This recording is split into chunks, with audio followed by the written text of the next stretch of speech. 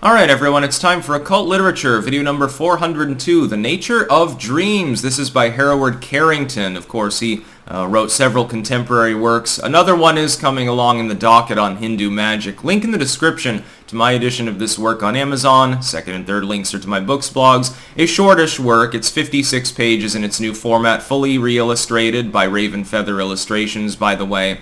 I like this particular work. It attempts to document the different classifications of dreams. So there's the falling dream, the waking dream, the demon dream, the running away, like trying to escape something hostile dream, the flying dream. It attempts to categorize these and give a psychological meaning, and also delves into the potential occult meaning of these dreams. It speaks of somnambulism, sleepwalking, and hypnotic trances to an extent. It pairs in with this. It speaks about dream interpretation, and also has some interesting examples of prescient dreams. So somebody dreams, some soldier dreams that in the battle tomorrow that something particular will happen, and that it happens, and they're like, oh shit, did I just see the future?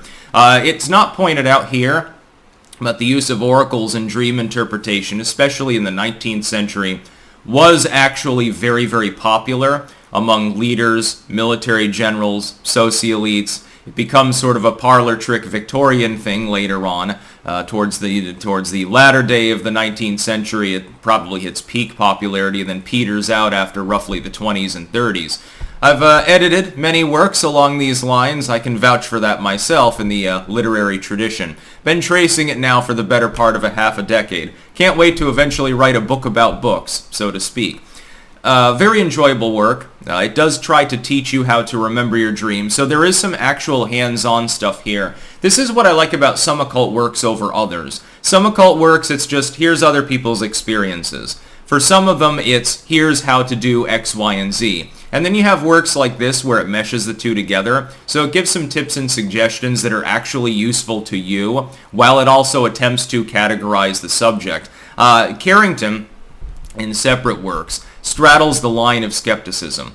So in the Hindu magic one, a lot of it is to debunk magic tricks that are considered to be actually occult, but it's just illusionism and trickery, while admitting that there are some things that we can't quite explain. The same is true with this particular work on dreams. So ultimately it's boiled down to a psychological and biological thing, but it's also given that overlap of occult and spiritual importance, while admitting, hey, there are some cases where someone has a prescient dream, like Abe Lincoln, and we can't really explain the coincidence away so easily.